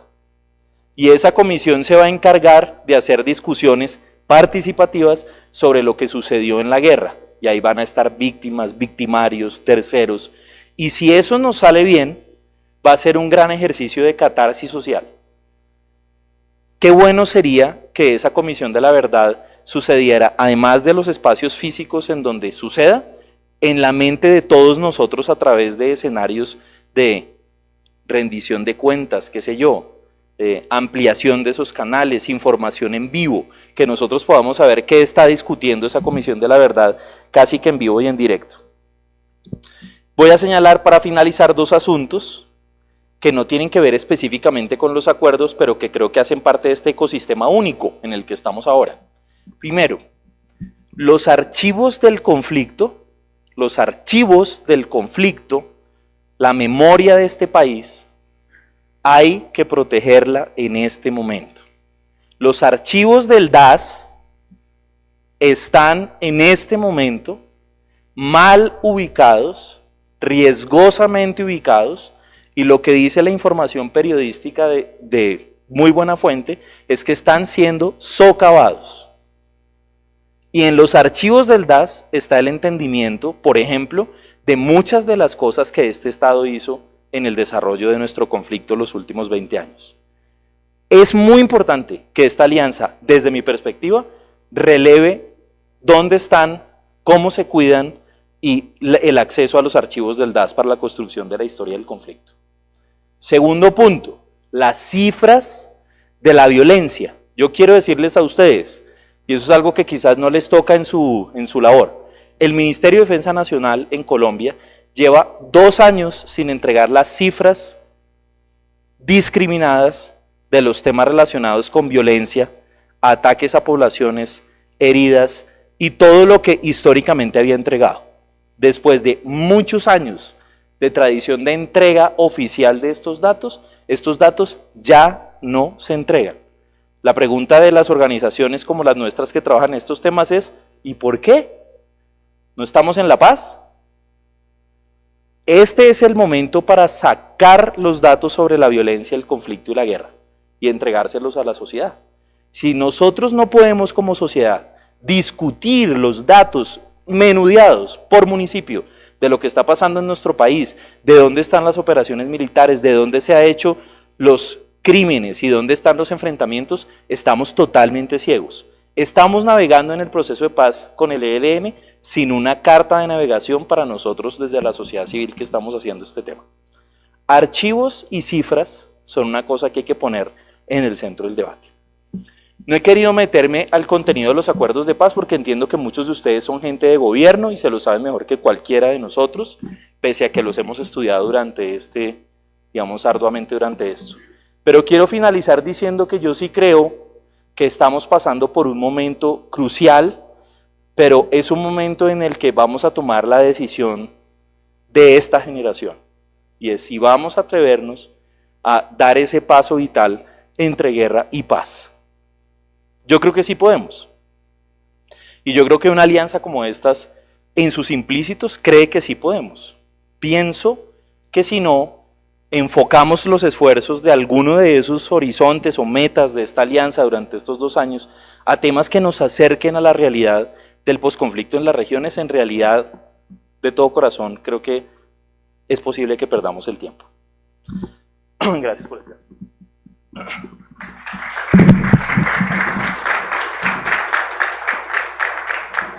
Excusas por el cambio de cargo, por eso a veces no es tan chévere ceñirse a los libretos, pero no lo harías nada mal como director. Bueno, y por último, invito al doctor Diego Maldonado, veedor distrital delegado para la participación y programas especiales de la veeduría distrital.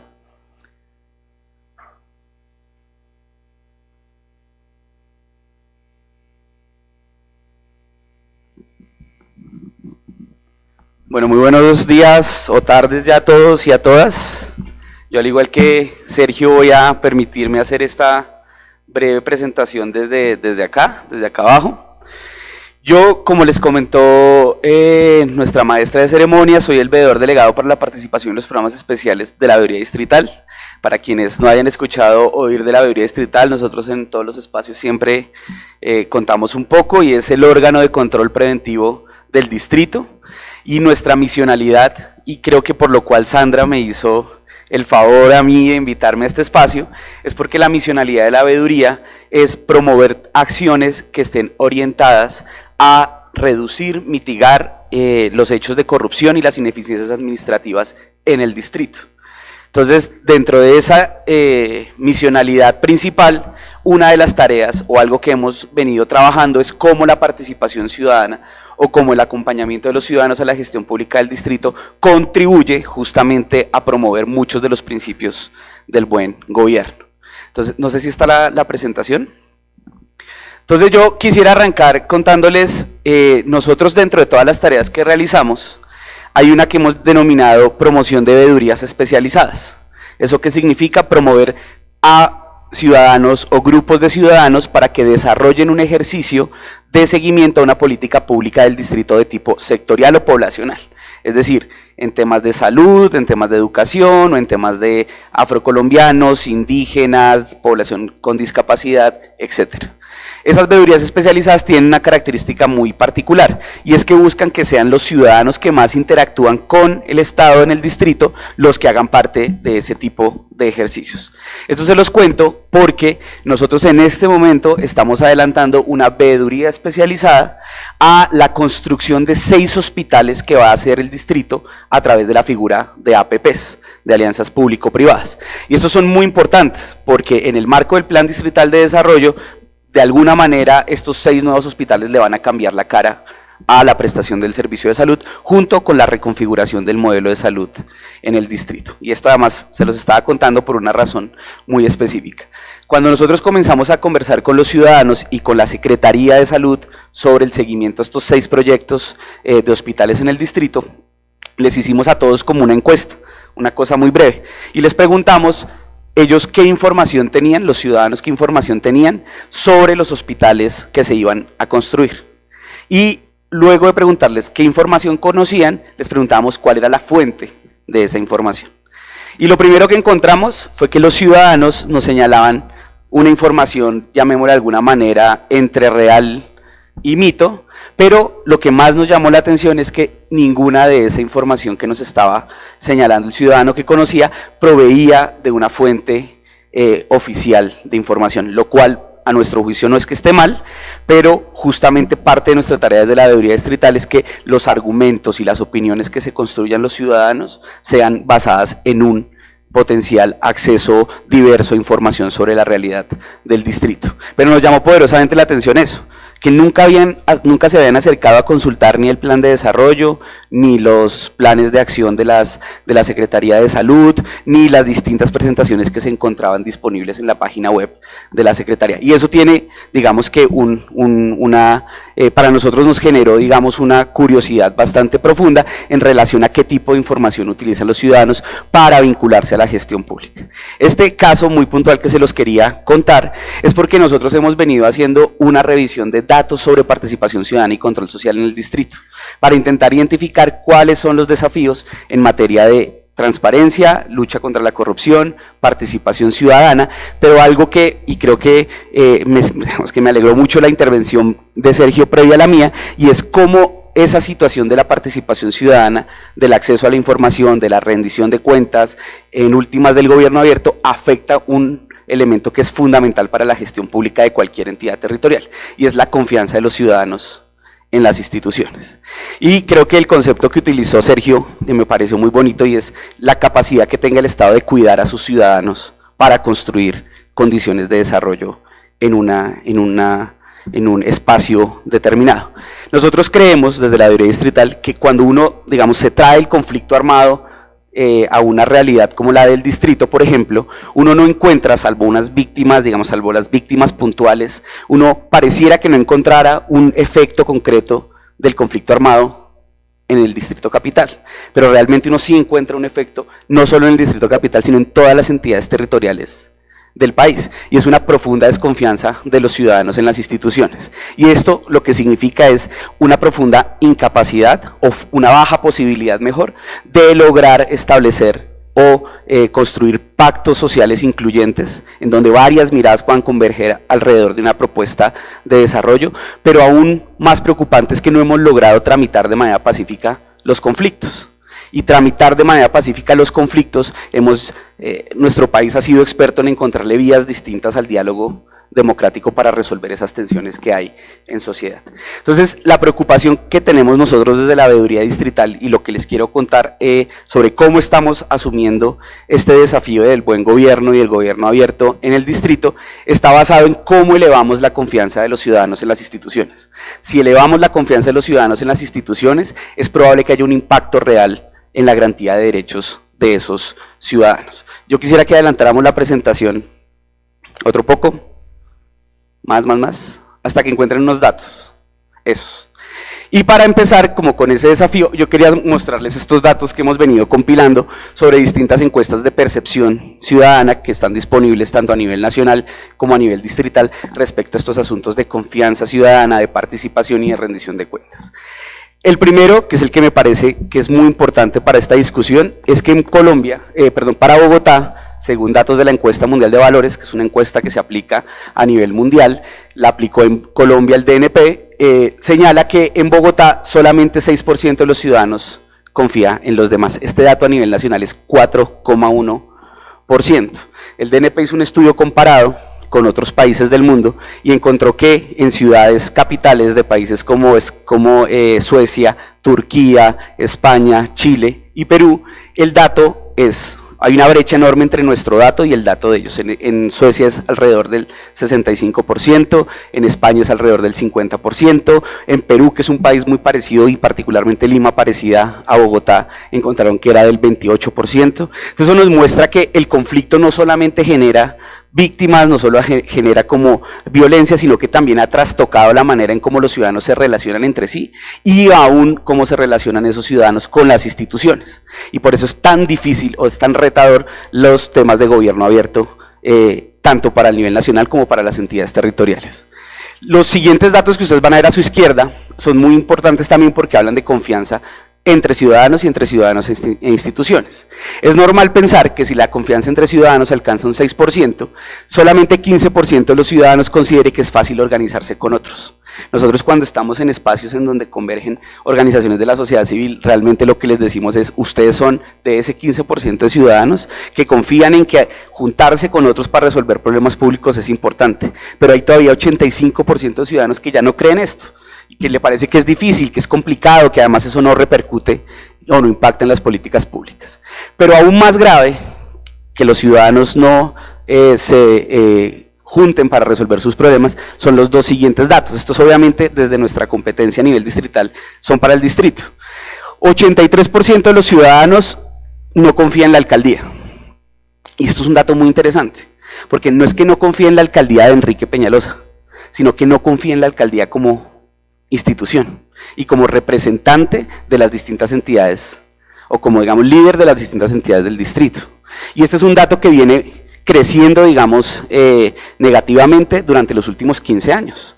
Entonces digamos esto no es un asunto del personaje o de la persona que esté representando o liderando una entidad, sino que esto es un asunto de confianza de los ciudadanos en esa institución que debe garantizarle unos derechos, que debe brindar los espacios para tramitar de manera pacífica los conflictos y que sobre todo debe garantizarle la posibilidad de que su visión de desarrollo esté incorporada de alguna manera en ese ejercicio. El siguiente dato es 92% de los ciudadanos no confían en los funcionarios públicos, que ahora se meten en un rollo bastante particular, y es no solamente confío en la alcaldía, sino que adicionalmente no confío en los funcionarios que hacen parte de esas instituciones. Y ya, como Sergio creo que lo ha mencionado de una manera muy concreta, la confianza es un valor fundamental para construir de manera corresponsable y conjunta el desarrollo de un espacio determinado. Ahora quiero que se vayan a los datos del lado derecho. Estos son datos de cultura de la legalidad y cumplimiento de acuerdos. El primero me voy a concentrar en los tres últimos que me parecen que son muy relevantes. El primero de estos tres últimos es que 89% de los ciudadanos considera que más de la mitad de los funcionarios públicos son corruptos. Nosotros estamos intentando revisar si hay algún tipo de correlación entre la percepción de corrupción que los ciudadanos tienen de los servidores públicos con los niveles de desconfianza institucional. Es probable que tenga mucho que ver. Y es natural pensar entonces que si los ciudadanos consideran que los funcionarios públicos son corruptos, muy poco van a hacer por mejorar las condiciones de vida de los ciudadanos, pero aún más, muy poco van a hacer para trasladar las consideraciones de los ciudadanos a los procesos de decisión en política pública. El siguiente dato, que digamos nosotros siempre que estamos en espacios ciudadanos les decimos a los ciudadanos, esto no es solamente de los funcionarios, sino también les compete a ustedes. 61% de los ciudadanos considera que más de la mitad de los otros ciudadanos son corruptos, que se corresponde mucho con el dato de confianza en los demás. Entonces, lo que nosotros siempre señalamos es una sociedad profundamente desconfiada, y es profundamente desconfiada y por tanto no puede construir de manera conjunta formas de mejorar las condiciones de vida en sus territorios, pero al mismo tiempo no logra ponerse de acuerdo a través de vías como el diálogo democrático para resolver sus principales desafíos. Y el último, que digamos que cierra de una manera o que engloba o que muestra mucho sobre estos datos de desconfianza, en el caso de Bogotá, 4 de cada 5 ciudadanos considera que la gente no cumple los acuerdos. Entonces, ese digamos que le pone la cereza al desafío que tenemos. Y es, primero, hay una enorme desconfianza entre ciudadanos. Y hay una enorme desconfianza entre ciudadanos e instituciones. Entonces, por tanto, yo creo que cuando yo suscriba un acuerdo con la institucionalidad o con otros ciudadanos me los van a incumplir. Entonces, finalmente, la capacidad que tenemos de construir de manera conjunta se vuelve, digamos, un reto enorme para tanto el distrito como en general para el país. Continuemos. Estos datos que ahora les quiero mostrar, siguiente, son de participación y control social. Y quiero que se fijen en los 3 últimos del lado izquierdo.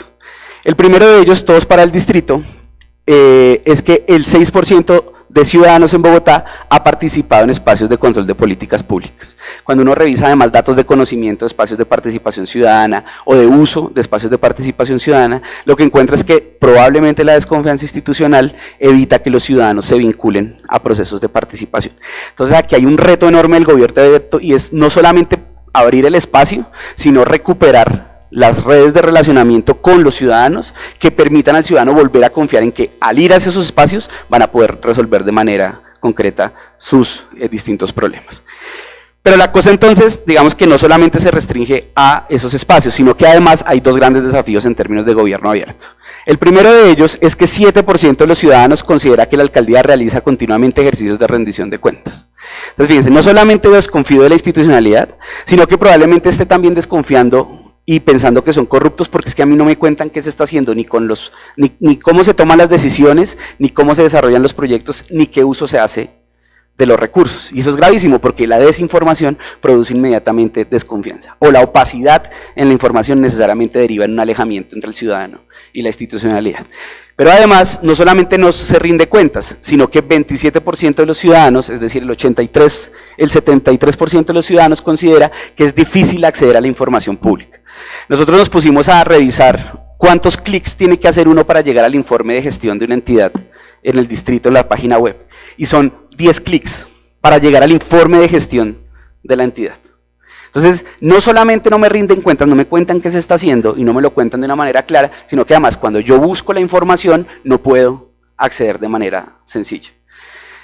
Frente a este panorama, nosotros digamos que usualmente colocamos estos datos porque nos parece que reflejan por qué sí es importante generar estos procesos de gobierno abierto y por qué la transparencia, la rendición de cuentas, el control social y el acceso a la información es determinante para aumentar la confianza ciudadana en las instituciones. Ustedes al lado derecho van a ver unos datos que son los resultados de un programa del DNP que se llama Auditorías Visibles, de un proyecto. Ese proyecto de Auditorías Visibles señala tiene el propósito de generar un proceso permanente de rendición de cuentas y de control de la ciudadanía a los proyectos que se financian a través del sistema de regalías. Estos son datos 2013, que es la última evaluación que se hizo, pero son muy importantes por lo siguiente. Cuando se le preguntó a los ciudadanos que habían hecho parte de estos procesos qué tal les había ido, hay 3 datos que son muy relevantes. El primero es que cuando se hacen procesos de rendición de cuentas permanente y se permite el control social, se entrega la información a la ciudadanía, alrededor en el 23% de los ciudadanos aumenta el nivel de satisfacción con los proyectos que se ejecutan.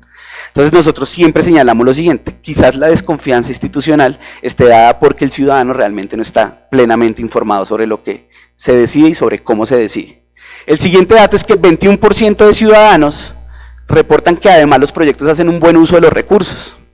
Cuando les contaba el caso de las APPs en salud, que estamos acompañando, tuvimos un episodio en el cual el secretario de gobierno, que nunca había el subsecretario de gobierno de salud, que nunca había trabajado en ese sector, tuvo un encontronazo con los ciudadanos porque los ciudadanos le decían, eso usted me lo lleva prometiendo hace 25 años y no lo han hecho.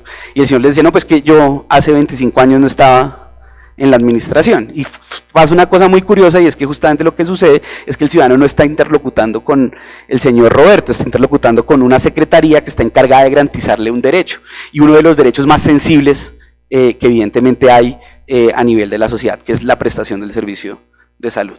Entonces, digamos, cuando uno incrementa la información disponible, cuando uno la socializa y la discute con los ciudadanos, realmente encuentra un espacio de profundización de la democracia y del diálogo público alrededor de la gestión de las distintas entidades. Pero el que nos pareció más importante es el último, y es que cuando se hacen buenos procesos de rendición de cuentas, control social y acceso a la información, la mitad de los ciudadanos que participan repiten, porque logran incidir y conocer en la gestión pública. Entonces, ahí hay un desafío enorme que me parece que es muy importante, y es el grado de incidencia que pueda tener todas las acciones de gobierno abierto que pueda desplegar el Estado. Y esto, digamos que siempre lo reiteramos de esta manera, incidencia no es necesariamente que lo que yo diga esté ahí. Incidencia puede manifestarse de distintas formas, puede manifestarse ajustando un proyecto que está diseñado de una manera, puede traducirse en ajustar el proyecto durante su proceso de implementación porque algo no funcionó, puede ser ajustando algunas digamos, poniéndoles el ejemplo de los hospitales en APP en salud, encontramos, por ejemplo, 3 hospitales que no tenían unos servicios que eran estratégicos para las localidades en donde se iban a realizar. Entonces, digamos, la incidencia no es que como yo me imagino solamente yo el hospital, así tiene que ser el hospital, y si no, no logro incidir. Entonces, es muy importante, digamos, en estos procesos que los ejercicios de acceso a la información, de rendición de cuentas y control social se traduzcan en algún tipo de incidencia. Y esa incidencia no es solamente cambiar algo en la decisión o implementación pública, sino también tener la posibilidad de seguir discutiendo aquello que no ha sido acogido. Nosotros, una recomendación que estamos haciendo a nivel del distrito para promover este tipo de ejercicios de gobierno abierto, es que todo lo que el ciudadano proponga tiene que tener una respuesta. Y si la respuesta es negativa en términos de esto no lo incluyo en la política pública, no lo incluyo, y usted le toca esperarse 4 años más a que venga otro a ver si le parece o no le parece lo que usted está señalando. Sino que usted a eso que le está diciendo al ciudadano que no, tiene que ponerle una agenda de diálogo posterior para revisar cómo tramita la preocupación o la consideración ciudadana respecto a un proyecto en particular. Yo me voy a pasar a otro dato, bueno, quisiera como que pasáramos a la siguiente. Estos son unos datos de percepción de los ciudadanos en Bogotá sobre garantía de derechos. Para nosotros, en la revisión que hemos venido haciendo, pues es normal pensar que si hay tantos desafíos en materia de acceso a la información, la percepción respecto a la probidad y la transparencia en los funcionarios públicos, pero al mismo tiempo sobre si esa manera en cómo están actuando los funcionarios públicos y la administración distrital afecta a los derechos humanos, uno encuentra básicamente que los ciudadanos creen que no se está garantizando ningún derecho. Digamos, de manera, en un promedio muy general, más del 80% de los ciudadanos considera que en la ciudad no se garantizan los derechos de ningún tipo, ni en general, ni a la libertad, vida e integridad, ni al trabajo, ni a la libre expresión, etc. Entonces, digamos que la confianza de los ciudadanos en las instituciones necesariamente tiene un impacto, uno, sobre la percepción en la garantía de los derechos humanos, pero también en que cuando la institucionalidad no logra capturar lo que el ciudadano requiere y necesita de manera correcta, y no es, digamos, el Estado cuidadoso en tramitar esas consideraciones, necesariamente va a encontrarse con un escenario en el que los derechos no van a estar garantizados de manera idónea. Continuemos. Digamos, esto era solamente para contarles 2 cosas que entonces estamos trabajando en la veeduría y que creo que pueden ser de utilidad para este ejercicio. El primero es que estamos trabajando en una política de transparencia de acceso a la información pública para el distrito, y yo aquí quiero señalar 3 cosas que nos parecen muy importantes. La primera es que creemos que la transparencia y el fortalecimiento del relacionamiento del Estado con la ciudadanía se puede hacer a través de un mecanismo que es poco explorado, que es el servicio al ciudadano. El servicio al ciudadano usualmente se asume como un requerimiento que le entra a la entidad a través de un funcionario lo contesta y se le devuelve al ciudadano, y ahí se cierra la interacción con el ciudadano. Nosotros hemos venido promoviendo un ejercicio en el cual estamos haciendo análisis transversales en el tiempo y temáticos de los principales requerimientos que tienen los ciudadanos en el distrito, y esto ha sido muy importante porque nos ha permitido identificar problemas recurrentes de política pública. ¿no? Cuando uno mira de manera transversal encuentra, por ejemplo, que las licencias de construcción son un problema recurrente de la ciudad desde hace más de 10 años, en el que todos los meses los ciudadanos reportan un problema con el otorgamiento de esas licencias. O hemos encontrado, por ejemplo, que hay un desafío enorme en términos de ordenamiento del territorio y usos del suelo. En este momento pues está en discusión todo el plan de ordenamiento territorial del distrito, pero claro, ¿qué hemos encontrado? Que la gente acá pone negocios o usa el territorio de la manera que mejor le plazca, pero eso se debe a que no hay una herramienta de planeación del territorio que determine con toda claridad en dónde sí se puede hacer algo y en dónde no se puede hacer algo. Y eso llega a discusiones tan grandes como la Van der Hamen, como el Plan Zonal del Norte, como todo el tema de los cerros, etc. Entonces, cuando uno ve el servicio al ciudadano como la posibilidad de encontrar problemas de política pública que debería tramitar la institucionalidad para mejorar su gestión, está recurriendo a una herramienta muy poco explorada y que puede generar un aumento de la confianza de los ciudadanos en las instituciones.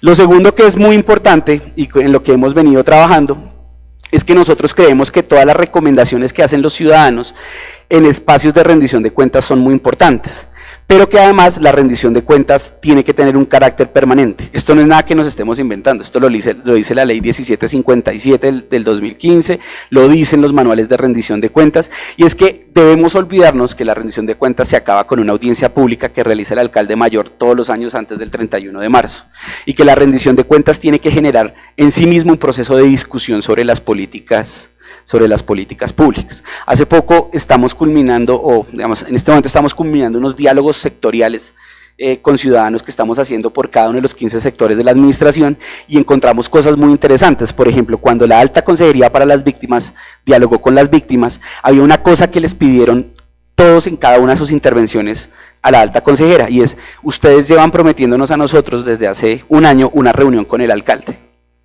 Eso que pareciera una cosa simple, realmente es una acción que puede tomar la administración para transformar el relacionamiento que tiene con el ciudadano y mejorar la confianza que tiene el ciudadano en las instituciones, ¿no?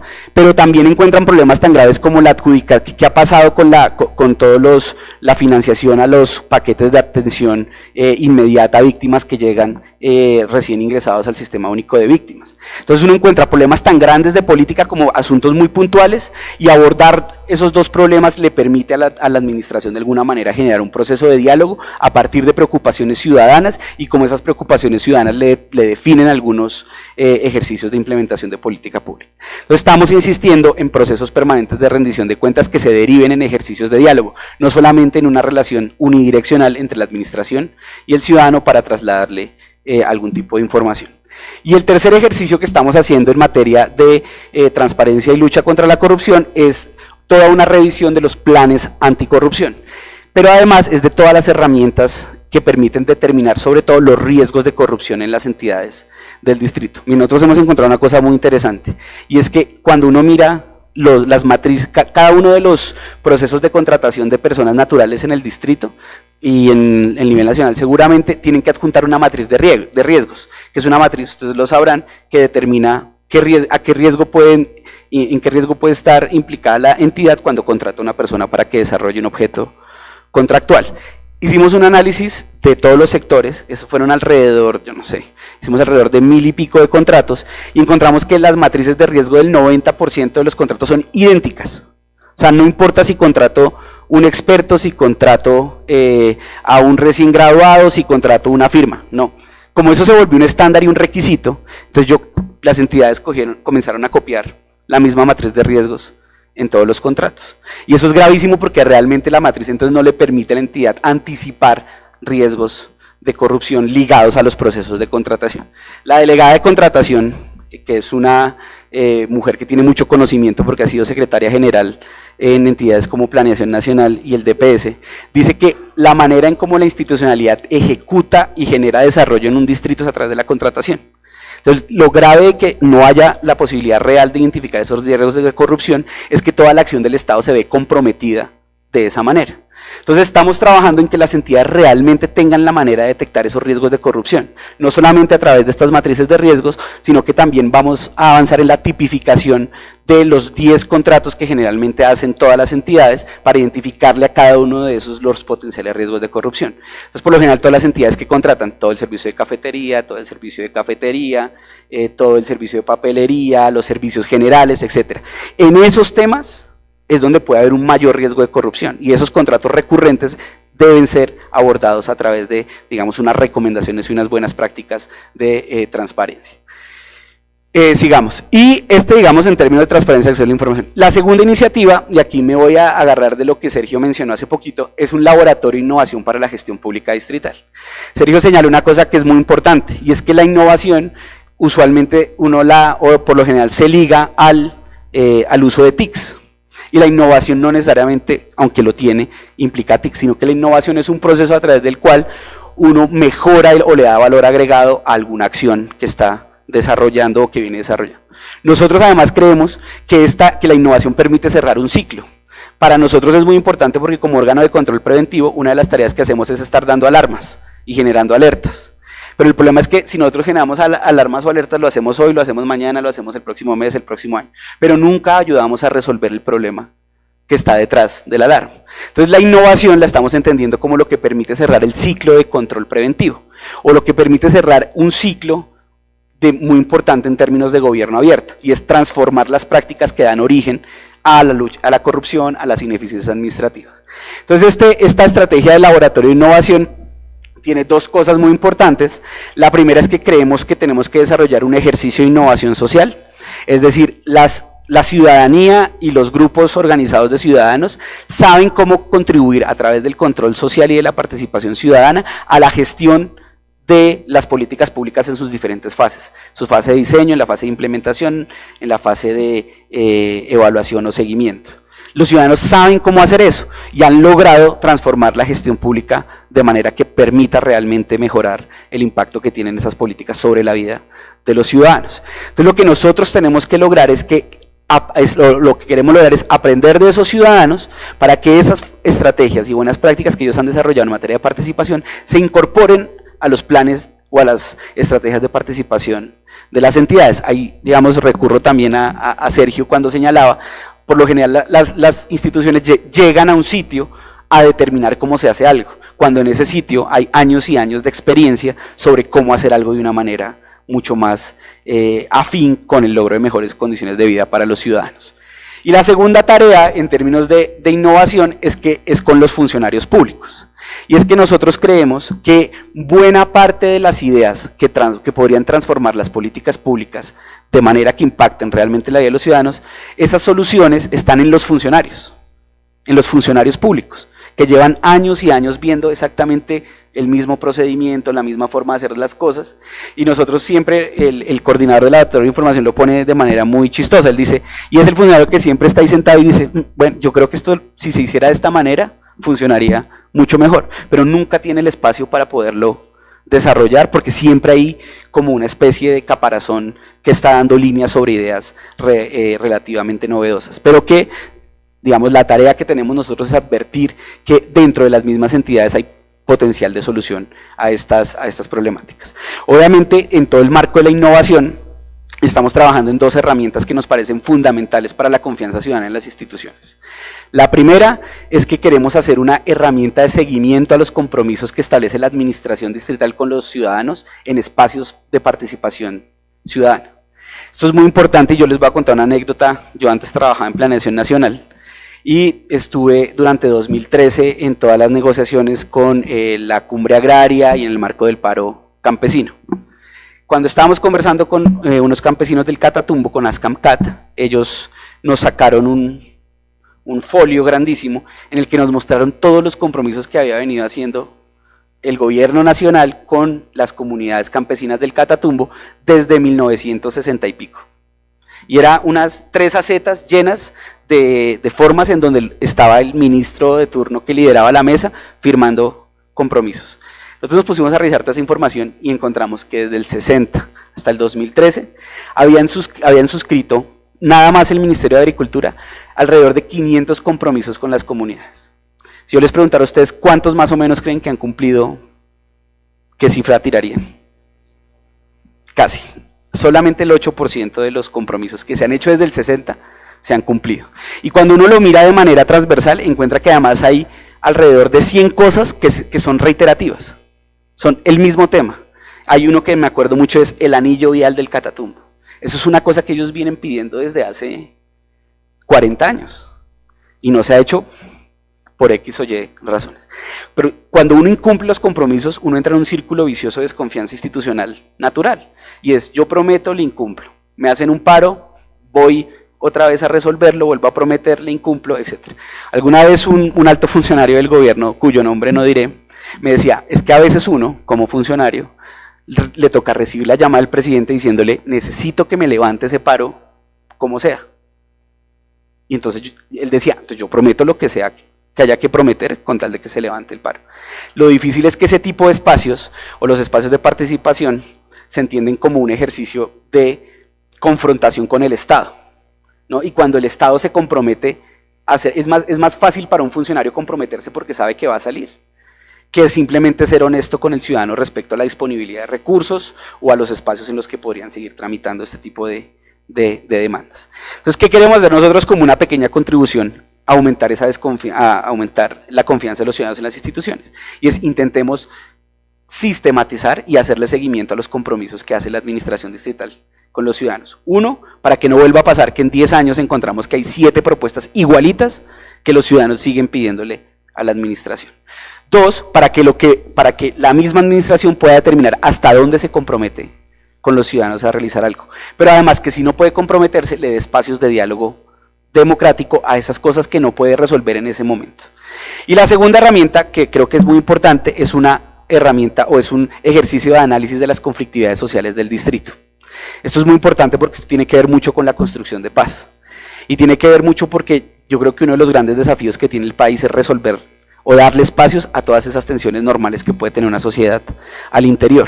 Y ahora, digamos, en un teórico sin conflicto armado, sin actores armados que generan como grupos hostilidades, pues digamos que esa capa que ese conflicto generaba frente a otros problemas que tiene nuestro país, también va a implicar generarle espacios para resolverlos. Hay una página web que es muy interesante, que es el Atlas de Justicia Ambiental, que si lo buscan por Google así lo encuentran.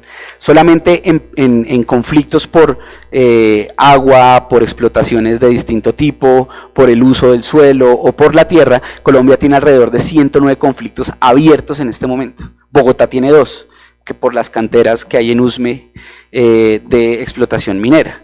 Entonces hay una cosa que en lo que tenemos que comenzar a trabajar desde el gobierno abierto, sobre todo desde la participación ciudadana, y es cómo le ponemos espacios de diálogo a esas conflictividades, porque finalmente esas conflictividades no resueltas son las que se convierten a futuro en canales a través de los cuales va a ser necesario encontrarle salidas no pacíficas o no democráticas para poderlos resolver. Entonces estamos trabajando en esa herramienta de seguimiento a acuerdos y esa gestión preventiva de conflictividades, y creemos que desde esa perspectiva podemos contribuir a aumentar la confianza de los ciudadanos en las instituciones, siendo esa uno de los, digamos, elementos más importantes para una mejor gestión pública. Gracias.